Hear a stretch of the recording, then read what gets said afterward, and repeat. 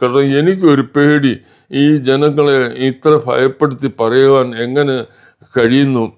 എനിക്ക് കർത്താവ് ഇങ്ങനെയുള്ള പ്രവചനമാണല്ലോ തരുന്നത്. മറ്റുള്ളവർ ഓസ്ട്രേലിയ, കാനഡ, അമേരിക്ക കാറ്, സ്ഥലം മേടിക്കുന്നു, പച്ച നോട്ട് കാണുന്നു, തലമുട്ടയുള്ള നോട്ട് കാണുന്നു, ഇങ്ങനെയൊക്കെ പറയുമ്പോൾ എനിക്കിതൊരു വാക്ക് പോലും പറയാൻ പറ്റുന്നില്ല. എന്നെ ആരെങ്കിലും അങ്ങനെ പ്രവചനത്തിന് വിളിച്ചുകൊണ്ട് പോയാൽ അവർക്ക് നഷ്ടമേ ഉണ്ടാകത്തുള്ളൂ. എന്നോട് അവിടെയുള്ള സൗകര്യങ്ങൾ പറഞ്ഞു, ദയവ് അത് അച്ചായൻ ഈ വിസിറ്റിങ്ങിന് വരല്, അച്ചായൻ വന്നാൽ അച്ചായൻ്റെ പ്ലെയിൻ ടിക്കറ്റ് പോലും കിട്ടുകയില്ല, അച്ചായനെ കൊണ്ട് അത് പറ്റുകയില്ല എന്ന് പറഞ്ഞിട്ടുണ്ട്.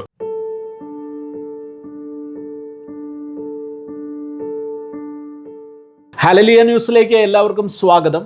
ഇത് പാസ്റ്റർ പ്രസാദ് ദാനിയേൽ, തിരുവല്ലയിൽ കുറ്റപ്പുഴയ്ക്കടുത്ത് കിഴക്കൻ മുത്തൂരിൽ IPC ബദേൽ സഭയുടെ സ്ഥാപകനും ആ സഭയുടെ സീനിയർ ശുശ്രൂഷകനുമാണ് പാസ്റ്റർ പ്രസാദ് ദാനിയേൽ. ഈ ഇൻ്റർവ്യൂവിൻ്റെ പ്രധാനമായ കാരണം 2.5 വർഷം മുമ്പ്, അതായത് 2023 ഓഗസ്റ്റ് മാസം 20 പാസ്റ്റർക്ക് ഒരു ദർശനം ലഭിക്കുകയും ഇറാൻ അമേരിക്ക യുദ്ധത്തെക്കുറിച്ചുള്ള ദർശനമായിരുന്നു. അദ്ദേഹം അത് തൻ്റെ സഭയിൽ പരസ്യമായി പ്രഖ്യാപിച്ചു. പിന്നീട് ഒരു അവസരത്തിൽ അദ്ദേഹം അതിനെക്കുറിച്ച് എന്നോട് പറഞ്ഞപ്പോൾ ഞാൻ അദ്ദേഹത്തോട് പറഞ്ഞു, അച്ഛാ, ഇത് ഇങ്ങനെയുള്ള കാര്യങ്ങൾ പ്രസിദ്ധീകരിക്കുക എന്ന് പറയുന്നത് വലിയ ബുദ്ധിമുട്ടാണ്.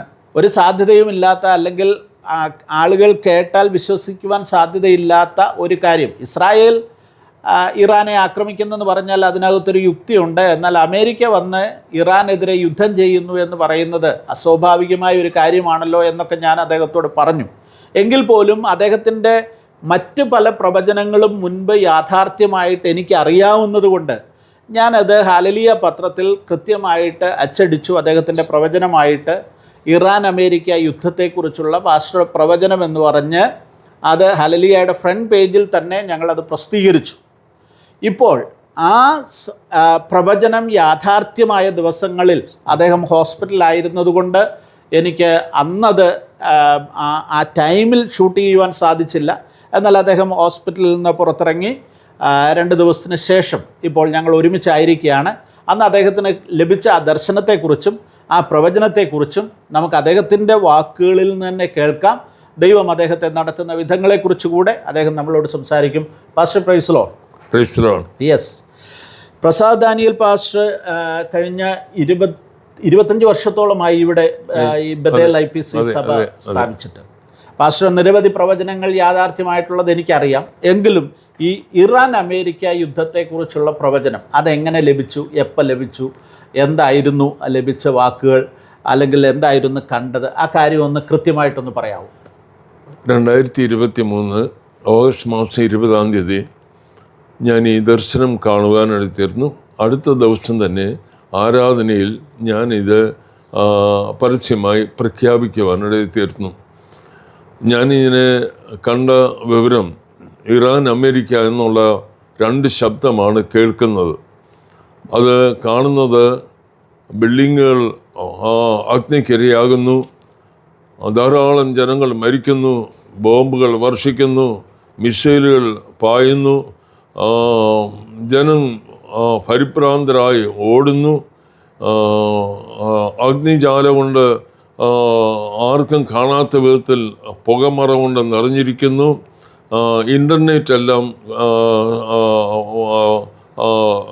ബന്ധങ്ങൾ വേർപെടുത്തിയിരിക്കുന്നു, ബാങ്കിങ് സിസ്റ്റം എല്ലാം തകർന്നുപോയി, ആൾക്കാർ ആഹാരത്തിന് വേണ്ടി നീണ്ട ക്യൂ നിൽക്കുന്നതായി ഇങ്ങനെ കാണുവാനിടയിത്തീർന്നു. ഇവിടെ മാത്രമല്ല, എനിക്ക് പറയുവാൻ ബുദ്ധിമുട്ടുണ്ട്, അമേരിക്കയിലും ധാരാളം മരണങ്ങൾ നടക്കുന്നതായിട്ട് ഇങ്ങനെ കാണുവാൻ തക്കണം ഇടയായിത്തീർന്നു. TV-യിൽ 2 വാക്കുകൾ മാത്രം ഇങ്ങനെ ഇടയ്ക്കിടയ്ക്ക് വന്നും പോയി നിൽക്കും, ഇറാൻ അമേരിക്ക, ഇറാൻ അമേരിക്ക. ആർക്കും ഒന്നും അറിയുന്നില്ല എന്താണ് സംഭവിക്കാൻ പോകുന്നതെന്ന്. അത് ഞാൻ പറഞ്ഞുകൊണ്ടിരിക്കുമ്പോൾ ഒരു സഹോദരൻ എൻ്റെ വീഡിയോ മൊബൈലിൽ പെട്ടെന്ന് പകർത്തുവാൻ ഇടയായിത്തീർന്നു. അതായത് ഇത് സഭയിൽ സംസാരിക്കുമ്പോൾ ഈ ഞായറാഴ്ച ആരാധനയിൽ ഇത് പറഞ്ഞുകൊണ്ടിരിക്കുമ്പോൾ ഒരു സഹോദരൻ ഇത് കേട്ടിട്ട് അത് ക്യാമറയിൽ പകർത്തുവാനിടയിൽ തീർന്നു. അതിൻ്റെ വീഡിയോ ക്ലിപ്പ് ഞാൻ സാംകുട്ടിയെ കാണിക്കുവാനിടയിൽ തീർന്നു. അത് യാദൃശ്യമായി സംഭവിച്ച സംഭവമാണ്, നേരത്തെ ഒന്നുമല്ല. അങ്ങനെ കാണുവാനിടയിൽ തീർന്നു. എന്നാൽ അതിൻ്റെ ഭീകരതയെക്കുറിച്ച് ഞാൻ സാംകുട്ടിയോട് പറഞ്ഞപ്പോൾ സാംകുട്ടി പറഞ്ഞു, വെച്ചാൽ എൻ്റെ മാധ്യമ പ്രവർത്തനമാണ്, ജനങ്ങൾ പരിഭ്രാന്തരായി പോകുവാൻ ഇടയായിത്തീരും, ഇതെങ്ങനെ ഞാൻ പ്രസിദ്ധീകരിക്കും. ഞാൻ പറഞ്ഞു, സാംകുട്ടിക്ക് ചെയ്യാവുന്ന പരിമിതിക്കുള്ളിൽ ചെയ്യുക, എന്നാൽ ഇത് ഞാൻ കണ്ട കാര്യമാണ്, അത് സത്യമാണ്. ഇതിനു മുമ്പ് ധാരാളം പ്രവചനങ്ങൾ പറയുവാനിടയിൽ തീർന്നു. അതിലൊന്നാണ് കുവൈറ്റ് യുദ്ധം. നമുക്ക് അതിലേക്ക് വരാം. എന്നാൽ അതിനു മുമ്പായിട്ട് ഈ ഇറാൻ അമേരിക്ക യുദ്ധത്തെക്കുറിച്ച് അന്ന് അത് പറഞ്ഞപ്പോൾ സഭയുടെ പ്രതികരണം എന്തുവായിരുന്നു? സഭയിൽ അവർക്ക് വിശ്വസിക്കാൻ കഴിയുന്നില്ല. കാരണം ധാരാളം പേർ അമേരിക്കയിലുണ്ട്, മക്കൾ, മറ്റുള്ള ആൾക്കാർ ഗൾഫിലുണ്ട്. ഇത് സംഭവിക്കുമ്പോൾ പോസിറ്റീവായി എല്ലാവർക്കും സന്തോഷകരമായ പ്രവചനമാണെങ്കിൽ അത് ഉൾക്കൊള്ളും. ഇതുപോലുള്ള ന്യായവിധിയുടെ പ്രവചനം പറഞ്ഞാൽ നമുക്ക് കല്ലേറെ കിട്ടുകയുള്ളൂ, അതിനുള്ള പ്രതിഫലം ഒന്നും കിട്ടുകയില്ല. ആരും അതിനെ പ്രോത്സാഹിപ്പിക്കുകയില്ല. എല്ലാവരും മൗനമായി പോവുക മാത്രമേ ചെയ്യുള്ളൂ. നമ്മളോട് സന്തോഷം ആരും പ്രകടിപ്പിക്കുവാൻ ചിട്ടില്ല ഇന്നുവരെ.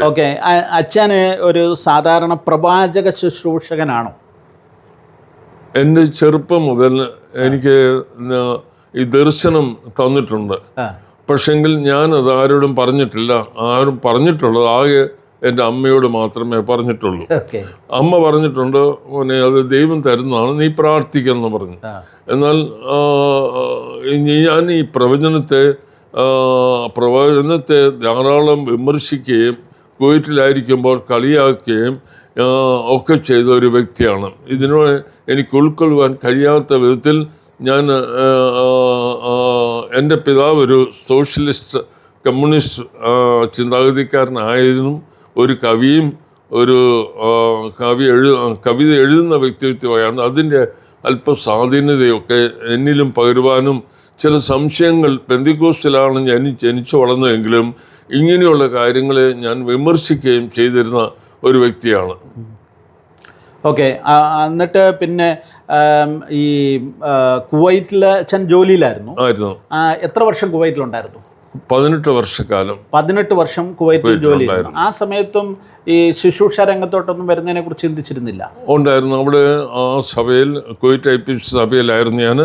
അവിടെ ആയിരിക്കുമ്പോഴും അവിടെ പ്രബോധനം സഭയിൽ ആരും എന്നെ അനുവദിച്ചില്ലെങ്കിലും ദൈവവചനം ശുശ്രൂഷിക്കുകയും ഒക്കെ ചെയ്യുന്ന ഒരു പ്രത്യേക ഒരു അനുഭവം എൻ്റെ ജീവിതത്തിൽ ഉണ്ടായിരുന്നു. ഒരു ദിവസം ഞാൻ രാവിലത്തെ ആരാധനയ്ക്ക് ശേഷം വൈകിട്ടത്തെ പ്രാർത്ഥന നടക്കുന്ന പാഴ്സനേജിൽ പോകാനായിട്ട് ഞങ്ങൾ കുഞ്ഞുങ്ങൾ 4 പേരും ഞങ്ങൾ ഭാര്യയും ഭർത്താവും ഒരുങ്ങി നിൽക്കുകയാണ്. ഞാൻ ആദ്യം ഒരുങ്ങി. എൻ്റെ ഭാര്യ കുഞ്ഞുങ്ങളെ ഒരുക്കുന്ന ആ സമയം ആയപ്പോൾ ഒരു 10 മിനിറ്റ് ഇടവേളയുണ്ട്. ഞാൻ ആ സമയത്ത് കട്ടിലൊന്ന് ചാരിയിരുന്നു. ഞാൻ ഉറങ്ങിപ്പോയി. ആ സമയത്താണ് കുവൈറ്റ് യുദ്ധം ത്തെക്കുറിച്ച് ദീർഘമായി 1/4 മണിക്കൂർ കർത്താവ് എന്നെ കാണിക്കുവാനാണ് എത്തുന്നത്. ഞാൻ ധൃതി വെച്ചതാണ് കുഞ്ഞുങ്ങളെ പെട്ടെന്ന് ഡ്രസ് ചെയ്ത് നമുക്ക് ഒരുമിച്ച് പോകാനായിട്ട്. പക്ഷേ ഞാനിവിടെ കിടന്ന് ഉറങ്ങുകയാണ്.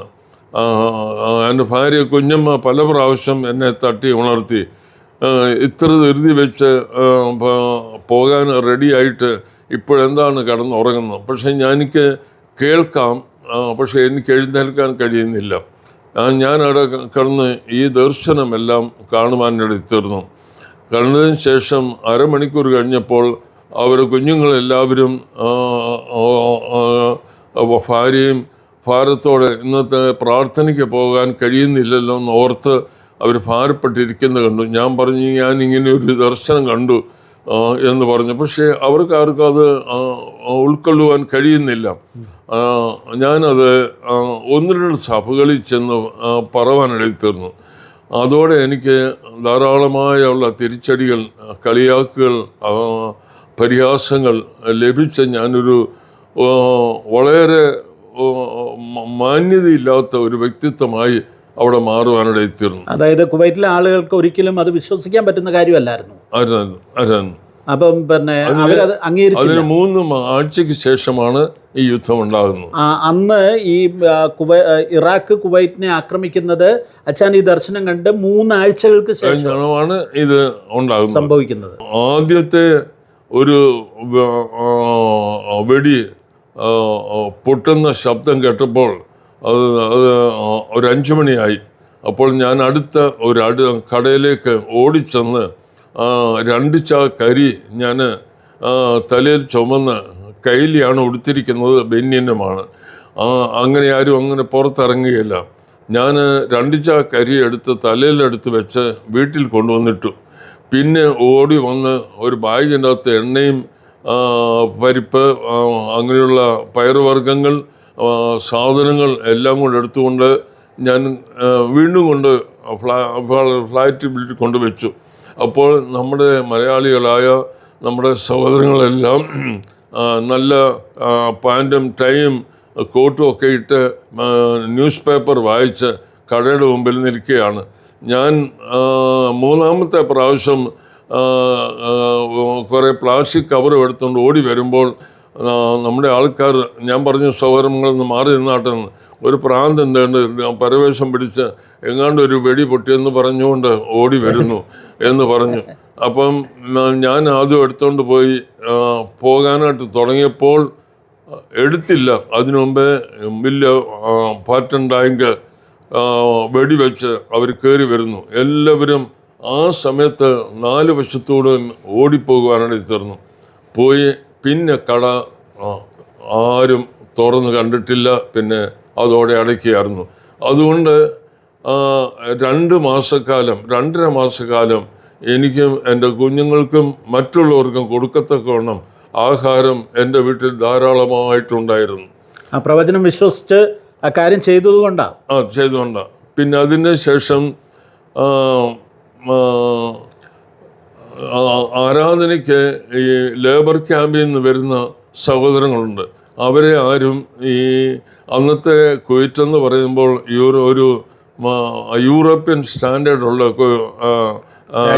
കുവൈറ്റാണ് മറ്റുള്ള ഗൾഫ് രാജ്യങ്ങളെക്കാൾ.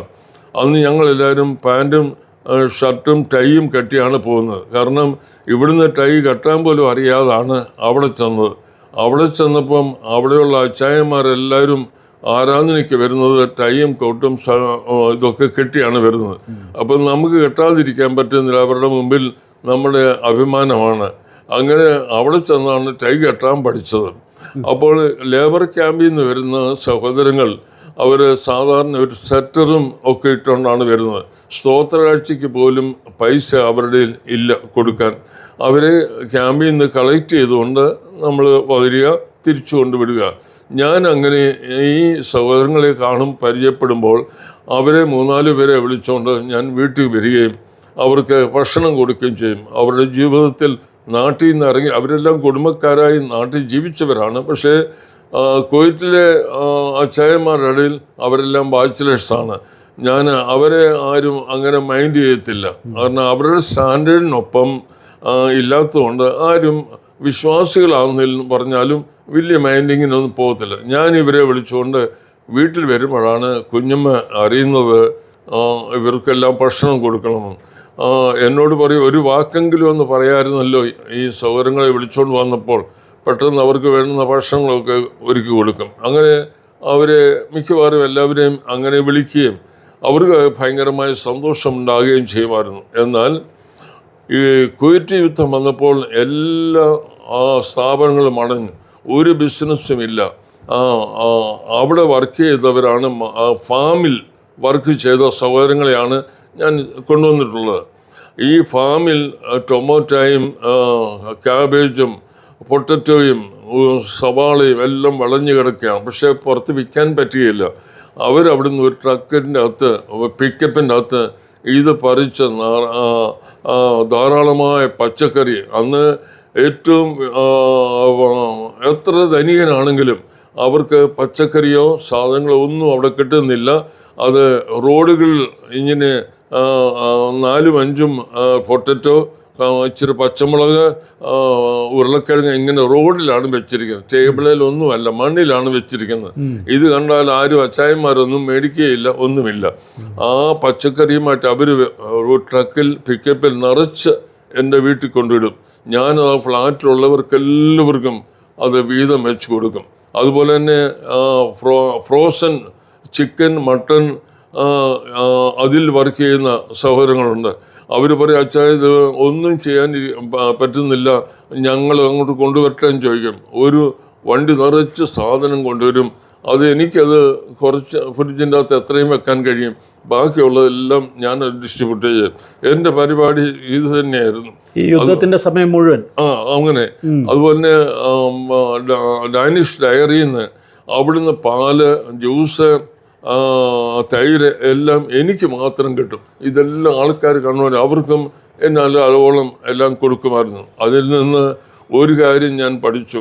നാം നിസ്സാരമെന്ന് കരുതുന്നവർ തക്ക സമയങ്ങളിൽ അവരിൽ നിന്ന് നമുക്ക് വലിയ ഗുണങ്ങൾ ഉണ്ടാകുമെന്ന് എനിക്ക് മനസ്സിലായി. അതിനുശേഷം എന്നെ ദൈവം ആ പാഠങ്ങൾ പഠിപ്പിക്കുവാനിടയിൽ തീർന്നു. ഓക്കെ. ഈ കുവൈറ്റിൽ ആയിരിക്കുമ്പോൾ തന്നെയാണ് ഈ പ്രളയത്തെക്കുറിച്ചൊരു പ്രവചനം നടത്തുന്നത്. അതെ, ഞാൻ കുവൈറ്റിൽ ഈ പ്രളയം ഉണ്ടാകുമെന്ന് പറഞ്ഞപ്പോൾ ആളുകൾ അതിനെ എങ്ങനെയാ കണ്ടേ? എന്തായിരുന്നു ആ പ്രവചനം? 90-ൽ യുദ്ധത്തിന് ശേഷം നാട്ടിൽ വന്നതിന് ശേഷം തിരിച്ച് കുവൈറ്റിലേക്ക് മടങ്ങിപ്പോയി.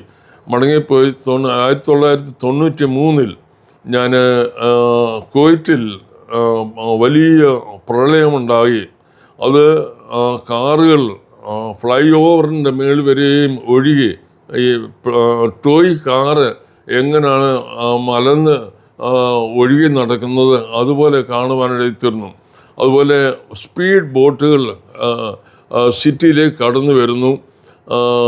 അതുപോലെ 2 നില വരെയും വെള്ളം പൊങ്ങുന്നു, ഇങ്ങനെ കിടക്കുന്നു, അനേകർ മരിക്കുന്നു. ഇതൊക്കെ ഞാൻ കാണുവാനിടയിൽ തീർന്നു. ഞാനിത് കണ്ട് എൻ്റെ ഏറ്റവും അടുത്ത സഹോദരങ്ങളോട് ഞാൻ ഈ കാര്യം ഷെയർ ചെയ്തു.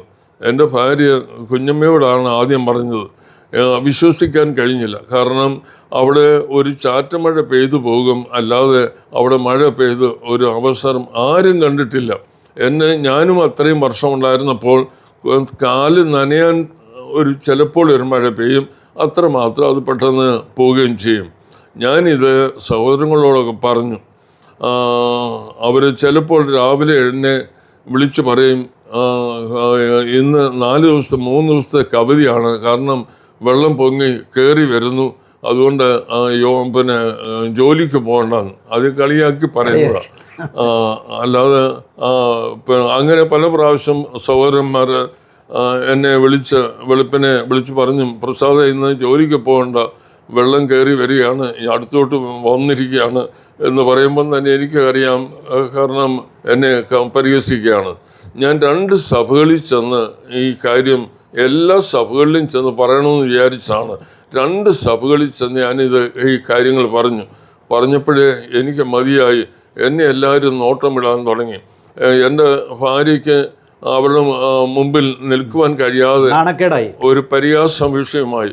ഞാൻ കൂടുന്ന സഭയെ പോലും ഒരു വിമർശകനായി, ഒരു തരം താണ വ്യക്തിയെപ്പോലെ ഞാൻ ആകുവാനെടുത്തിരുന്നു. അതിൽ എൻ്റെ ഏറ്റവും ക്ലോസ് ആയിട്ടുള്ള എൻ്റെ സഹോദരങ്ങൾ പറഞ്ഞു, ഇവൻ നാട്ടിൽ പോയി പ്രളയം വെള്ളപ്പൊക്കം കണ്ട് പേടിച്ച് ഇവിടെ വന്ന് പറയുകയാണെന്ന് എന്നോട് പറഞ്ഞു. നമുക്ക് തിരിച്ചൊന്നും പറയുവാൻ കഴിയില്ല. പക്ഷേ ഞാൻ തിരിച്ച് കുവൈറ്റിൽ നിന്ന് നാട്ടിൽ വന്നപ്പോൾ അത് അവിടെ സംഭവിപ്പാനും, തിരിച്ച് ഞാൻ കുവൈറ്റിൽ ചെന്നപ്പോൾ അവിടെ ഉണ്ടായിരുന്ന സഹോദരങ്ങൾ, പ്രത്യേകിച്ച് നമ്മുടെ ഷാജി ബ്രദർ, മങ്ങാട്ടെ. പാസ്റ്റർ TS എബ്രഹാമിൻ്റെ മങ്ങാട്ടെ ഷായിച്ച. മരുമകൻ മോളി ഷാജി, ആ സഹോദരനും സഹോദരൻ്റെ അനിയൻ ജിജിയും അവരുടെ വീട്ടിൽ എന്നെ വിളിച്ചുകൊണ്ടുപോയി. അച്ചായൻ പറഞ്ഞ പോലെ ഇവിടെ സംഭവിച്ചു, അതിൻ്റെ വീഡിയോ ഞാൻ കാണിക്കാമെന്ന് പറഞ്ഞ് എന്നെ കാണിക്കാൻ തീർന്നു. അവിടെ സ്പീഡ് ബോട്ടുകൾ സിറ്റിക്കകത്ത് വരികയും 2 നില വരെ ഒരു ദിവസം മുഴുവനും സഹോദരങ്ങൾ സ്ത്രീ എന്നോ പുരുഷനോ ബന്ധമില്ലാതെ അവർ ആ ബിൽഡിങ്ങിൽ സ്റ്റക്കായിപ്പോയി. പിന്നെ പിറ്റേ ദിവസമാണ് അവരെ ക്രെയിൻ മുഖാന്തരം ആണ് അവരെ അവിടുന്ന് എവാക്വേറ്റ് ചെയ്ത് അവർ ഭവനങ്ങളിലേക്ക് വരുവാനും കോടികളുടെ നഷ്ടങ്ങൾ ഉണ്ടാകുവാനും ഞാൻ ജോലി ചെയ്തുകൊണ്ടിരുന്ന ആ സ്ഥാപനവും അവിടെ എല്ലാം മുങ്ങുവാൻ ഷൂയിക്കെന്ന് പറയും, ആ സ്ഥാനത്തിന് ഫ്ലൈ ഓവർ വരെ മുങ്ങുവാനും ആ ഫ്ലൈ ഓവറിൻ്റെ കീഴിൽ കാറ് ഓടിച്ചു വന്നവർ മുങ്ങി മരിക്കുവാനും തക്കവണ്ണം ഇടയായി തീർന്നു. അത് പിന്നെ കുവൈറ്റിന്റെ ചരിത്രത്തിൽ ആദ്യമായിട്ടാണ് അങ്ങനെ പ്രളയം ഉണ്ടാകുന്നത്. അതിനുശേഷം പിന്നീട് ഗൾഫിൽ പലയിടത്തും പ്രളയം ഉണ്ടായതായി ഞാൻ കേട്ടിട്ടുണ്ട്. ഓക്കെ, അപ്പം പ്രധാനപ്പെട്ട 2 പ്രവചനങ്ങളായിരുന്നു കുവൈറ്റ് യുദ്ധത്തെക്കുറിച്ചും കുവൈറ്റിൽ ഉണ്ടായ പ്രളയത്തെക്കുറിച്ചുമുള്ള പ്രവചനങ്ങൾ. അത് പറഞ്ഞപ്പോൾ ആദ്യഘട്ടത്തിൽ ആളുകളെല്ലാം നിന്ദിച്ചെങ്കിലും പിന്നീട് ആളുകൾക്ക് അത് ബോധ്യമായി. അവര് ഇന്നും അവരെല്ലാവരും സൗകര്യങ്ങൾ വിവിധ ഇടങ്ങളിൽ അവർ ഇത് കേൾക്കുന്നവർ, അവർക്ക് വിവിധ ഇടങ്ങളിൽ അവർ ഇന്നും അവിടെ ഉണ്ട്. ഓക്കെ, അതുപോലെ തന്നെയാണ് ഈ കേരളത്തിലെ പ്രളയത്തെക്കുറിച്ച് പ്രവചിച്ചായിരുന്നു 2018 പ്രളയത്തെക്കുറിച്ചും ഈ സഭയിൽ ഞാൻ പറയാനിടത്തിരുന്നു. ആർക്കും അംഗീകരിക്കാൻ പറ്റുന്നില്ല. ഞാൻ ഇങ്ങനെയാണ് കാണിക്കുന്നത്, വലിയ ജലപ്രളയം ഉണ്ടാകുന്നു നമ്മുടെ തിരുവല്ലയിൽ. അതാണ് ആൾക്കാർക്ക് മനസ്സിലാകാൻ കഴിയാത്തത്. ഒരു കുപ്പി വെള്ളത്തിന് വേണ്ടി, ആഹാരത്തിന് വേണ്ടി ജനങ്ങൾ കൈ മേലോട്ട് ഉയർത്തുന്നു. ഹെലികോപ്റ്ററിൽ നിന്ന് ആഹാരം താഴേക്ക് ഡ്രോപ്പ് ചെയ്ത് കൊടുക്കുന്നു. ധാരാളം നാശനഷ്ടങ്ങൾ ഉണ്ടാകുന്നു, ധാരാളം പേർ മരിക്കുന്നു. ഈ കാര്യം പറഞ്ഞപ്പോൾ ആർക്കെങ്ങനെ മനസ്സിലാകും? തിരുവല്ലയിൽ ഒരു കുപ്പി വെള്ളത്തിന് വേണ്ടി മനുഷ്യൻ കൈ ഉയർത്തുന്നതായിട്ടും ആഹാരത്തിന് വേണ്ടിയും തുണിക്ക് വേണ്ടിയും മനുഷ്യൻ ഭാരപ്പെടുന്നതായിട്ടും പറഞ്ഞാൽ ആരും വിശ്വസിക്കില്ല. പക്ഷേ ഞാനത് കണ്ടു. തിരുവല്ല മർത്തമ കോളേജിൻ്റെ ഗ്രൗണ്ടിൽ ഹെലികോപ്റ്റർ 3-4 ഹെലികോപ്റ്റർ വന്ന് ഇറങ്ങി അവിടുന്ന് ആഹാരം എടുത്തുകൊണ്ട് പോയി ഡ്രോപ്പ് ചെയ്യുന്നതും അത് കാണുവാനും ഞങ്ങളുടെ സഭയുടെ ചില ഉള്ള ബന്ധത്തിൽ ഞങ്ങൾക്കും പോയി ആലപ്പുഴ ഭാഗങ്ങളിൽ പോയി അതിനുള്ള സാധനങ്ങൾ ഞങ്ങളാൽ കഴിവത് കൊടുക്കുവാനും ജനങ്ങളെ ആശ്വസിപ്പാനും അല്പമായി ഞങ്ങൾക്ക് കർത്താവ് കൃപ ചെയ്തു. ഓക്കെ, അപ്പം അതുപോലുള്ളൊരു പ്രവചനമാണ് ഈ ഇറാൻ അമേരിക്ക യുദ്ധത്തെക്കുറിച്ച് അച്ഛൻ ഇപ്പോൾ പ്രവചിച്ച പ്രവചനം. അതിപ്പോൾ യാഥാർത്ഥ്യമായിരിക്കുക. ഇതുപോലെ മറ്റെന്തെങ്കിലും പ്രവചനങ്ങൾ പിന്നെ അച്ഛൻ പറഞ്ഞത് ഇനി യാഥാർത്ഥ്യമാകാനുള്ള പ്രവചനങ്ങളുണ്ടോ? ഒന്ന് കൊറോണയെ കുറിച്ച് കണ്ടു. അത് ഓക്കെ, അത് നടന്ന പ്രവചനം. എങ്ങനെയായിരുന്നു അത്? ഞാൻ കാണുന്നത് കംപ്ലീറ്റ് മാസ്കും ഡ്രസ്സും ധരിച്ച് ആൾക്കാർ അങ്ങോട്ടും ഇങ്ങോട്ടും പോകുന്നു.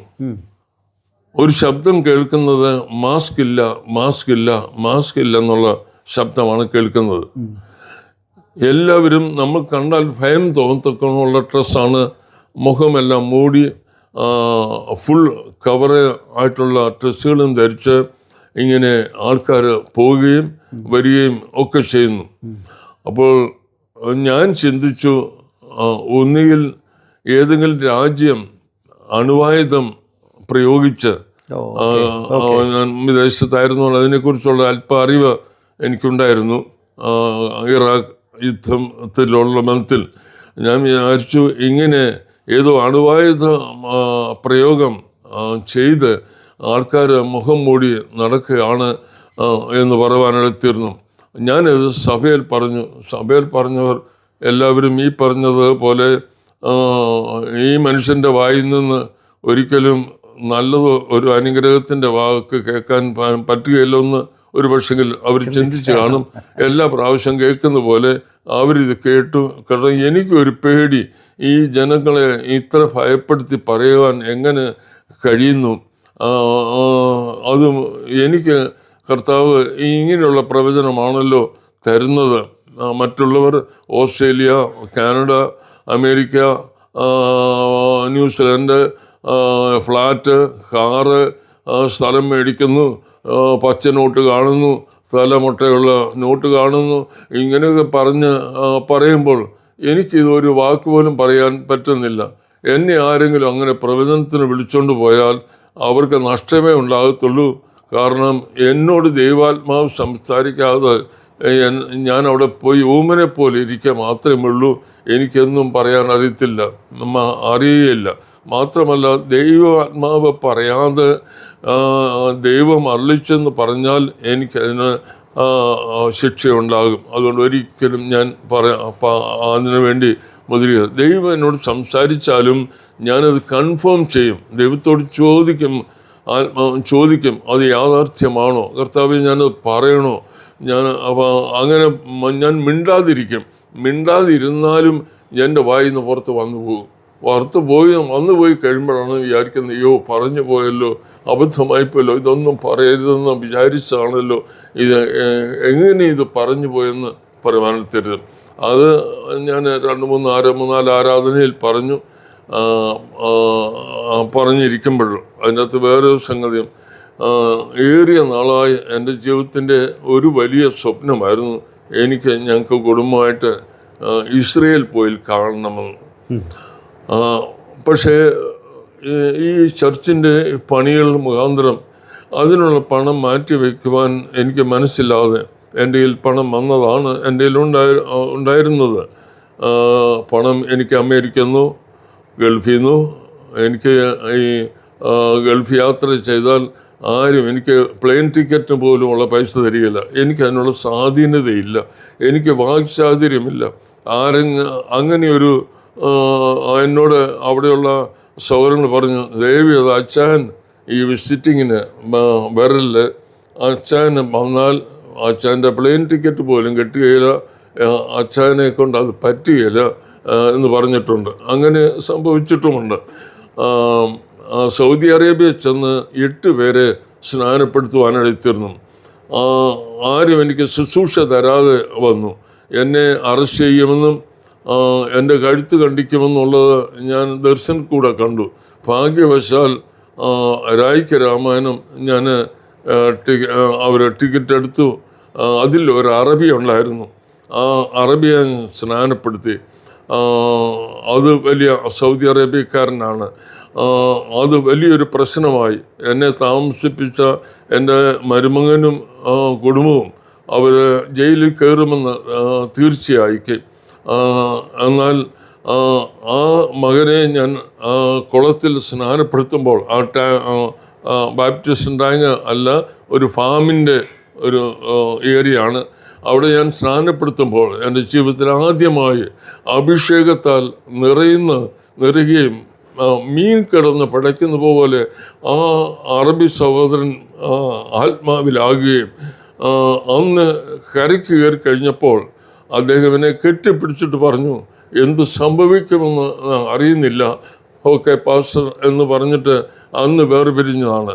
ആ അറബി അടുത്ത ദിവസം തന്നെ അദ്ദേഹം അവിടെ നിന്നാൽ ഒരു പക്ഷേ അദ്ദേഹത്തെ വധിക്കും, എന്നെയും വധിക്കും.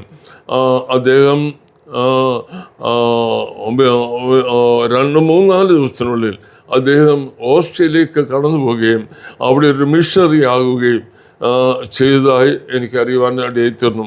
അദ്ദേഹം അവിടെ ചെന്നതിന് ശേഷം ഞാൻ അദ്ദേഹത്തെ സ്നാനപ്പെടുത്തി എന്നെ കാണണമെന്ന് ആഗ്രഹം പ്രകടിപ്പിക്കുകയും, ഞാനിവിടെ കേരളത്തിലാണ്. അദ്ദേഹം പല പ്രാവശ്യം പല സൗകര്യങ്ങളുമായി കോണ്ടാക്ട് ചെയ്തിട്ട് പറഞ്ഞു, എന്നെ സ്നാനപ്പെടുത്തിയ പാസ്റ്ററിനെ എനിക്ക് കാണണമെന്ന്. അതുകാരണം അദ്ദേഹത്തിന് പിന്നീടാണ് ഈ സ്നാനം എന്താണെന്നും യേശുവിലുള്ള സ്നേഹം എന്താണെന്നും ക്രിസ്തുയേശുവിലുള്ള അനുഗ്രഹം എന്താണെന്ന് അപ്പോഴാണ് എന്നെക്കുറിച്ചുള്ളത് മനസ്സിലാക്കുവാനായിട്ട് ഓക്കെ, അദ്ദേഹം ഒരു മിഷണറി ആയിരിക്കുന്നതിൽ ഞാൻ ദൈവത്തെ അധികമായി കാണാൻ പറ്റിയോ? പിന്നീട് കാണാൻ പറ്റിയോ? കാണാൻ പറ്റിയിട്ടില്ല. ഇല്ല. ഓക്കെ. ഈ അത് പറഞ്ഞു വരുമ്പോൾ ഞാൻ ഇസ്രയേലിൽ പോകാനായിട്ട് ആഗ്രഹിച്ചു. എൻ്റെ കയ്യിൽ പണമില്ല. ഞാനൊരു 3 ലക്ഷം രൂപ ലോൺ എടുത്ത് ഇസ്രയേലിൽ പോകാനായിട്ട് താല്പര്യപ്പെട്ട് ഇരിക്കുമ്പോൾ ഞാൻ എലന്തൂർ അച്ചൻകുഞ്ഞ് സഹോദരൻ്റെ ട്രാവൽ ഏജൻസി ചെന്ന് ഞാൻ പറഞ്ഞു. അദ്ദേഹം പറഞ്ഞു, അച്ഛാ എല്ലാം റെഡി ആയിരിക്കുകയാണ്, ഏപ്രിൽ നമുക്ക് പോകാം, അതുകൊണ്ട് 50,000 രൂപ കൊണ്ട് തിങ്കളാഴ്ച വരാൻ പറഞ്ഞു. ഞാൻ ശനിയാഴ്ചയാണ് ചെല്ലുന്നത്. തിങ്കളാഴ്ച അച്ഛൻ വരാൻ പറഞ്ഞു. ഞാൻ 50,000 രൂപയും കൊണ്ട് തിങ്കളാഴ്ച പാനാട്ട് റെഡിയായി ഇരിക്കുകയാണ്. റെഡിയായി വീട്ടിൽ വന്നിരിക്കുമ്പോഴാണ് പിറ്റേ ദിവസം രാവിലെ ന്യൂസ് കാണുന്നത് കൊറോണ എന്നൊരു ഒരു പകർച്ച അത് വ്യാപരിക്കുന്നു. 3 ദിവസത്തേക്ക് എല്ലാം അടച്ചിരിക്കുക. ഞാൻ അന്വേഷിച്ചപ്പോൾ അത് ഒരാഴ്ച കൊണ്ട് അങ്ങ് മാറും എന്ന് പറഞ്ഞു. പിന്നെ പറഞ്ഞു 3 ആഴ്ച കൊണ്ട് മാറുമെന്ന്. ഏതായാലും ഞാൻ പണം കൊടുത്തില്ല. ആ പണം എനിക്ക് നഷ്ടവുമായില്ല. അത് ഞാൻ വേറൊരു കാര്യത്തിന് വേണ്ടി, സഭയുടെ കാര്യത്തിന് വേണ്ടി ഉപയോഗിക്കാനെത്തുന്നു. അന്ന് അതടച്ചാണ്. ഇന്ന് വരെയും ആ സ്വപ്നം യാഥാർത്ഥ്യമാകുകയില്ല. ഇനി യാഥാർത്ഥ്യമാകാൻ പോകുന്നുമില്ല. ഇനിയും സ്വർഗരാജ്യത്തിൽ ചെന്ന് ആ പുത്തനാം യെരൂശലേം കാണാം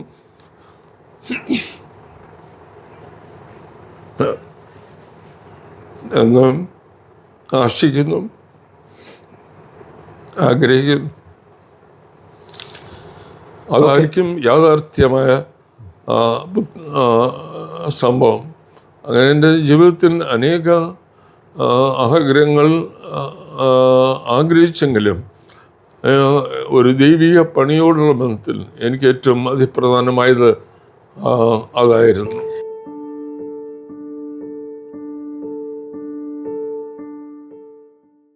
നിങ്ങളുടെ മക്കൾക്ക് വിവാഹപ്രായമായോ? ഹല്ലേലൂയ മാട്രിമോണിയൽ നിങ്ങളെ സഹായിക്കുന്നു. വിശ്വാസികൾക്ക് ജീവിത പങ്കാളിയെ കണ്ടെത്തുവാൻ ഏറ്റവും ഫലപ്രദവും സുരക്ഷിതവുമായ മാർഗമാണിത്. 2 മാർഗങ്ങളിലൂടെയാണ് നിങ്ങളുടെ മക്കളെക്കുറിച്ചുള്ള വിവരങ്ങൾ 10,000-കണക്കിന് ആളുകളിലേക്ക് ഞങ്ങൾ എത്തിക്കുന്നത്. ഒന്ന്, ഹല്ലേലൂയ ഓൺലൈൻ. നിരന്തരം ക്രിസ്തീയ വാർത്തകൾ 100 വാട്സപ്പ് ഗ്രൂപ്പുകൾ വഴി 10,000-കണക്കിന് വായനക്കാരിലേക്ക് എത്തുന്നു. ആ വാർത്തകളോടൊപ്പം നിങ്ങളുടെ മാട്രിമോണിയലും ഉൾപ്പെടുത്തുന്നു. 2, കഴിഞ്ഞ 30 വർഷമായി പ്രസിദ്ധീകരിക്കുന്ന ഹല്ലേലൂയയുടെ പ്രിന്റ് എഡിഷൻ ഉണ്ട്. ആ പ്രിന്റ് എഡിഷനിലും ഈ മാട്രിമോണിയൽ അതുപോലെ തന്നെ ഉൾപ്പെടുത്തുന്നു. ഈ 2 മാർഗങ്ങളിലൂടെ 10,000-കണക്കിന് വായനക്കാരിലേക്ക് വളരെ പെട്ടെന്ന് നിങ്ങളുടെ മാട്രിമോണിയൽ എത്തുമ്പോൾ ആലോചനകൾ നിങ്ങളെ തേടി വരും. അതിൽ നിന്ന് ഏറ്റവും അനുയോജ്യമായത് പ്രാർത്ഥനാപൂർവം നിങ്ങൾ തിരഞ്ഞെടുത്താൽ മാത്രം മതിയാകും. അതുകൊണ്ട് വൈകണ്ട. ലോകത്തിൻ്റെ ഏത് കോണിലിരുന്നാണെങ്കിലും നിങ്ങൾക്ക് രജിസ്റ്റർ ചെയ്യാം. ഈ സ്ക്രീനിലുള്ള ഫോൺ നമ്പറിലേക്ക് നിങ്ങളുടെ മക്കളുടെ ബയോഡേറ്റയും ഫോട്ടോയും അയയ്ക്കുക. ഇന്ന് തന്നെ രജിസ്റ്റർ ചെയ്യുക. എത്രയും വേഗം നിങ്ങളുടെ മക്കളുടെ വിവാഹം നടക്കട്ടെ എന്ന് പ്രാർത്ഥിക്കുന്നു.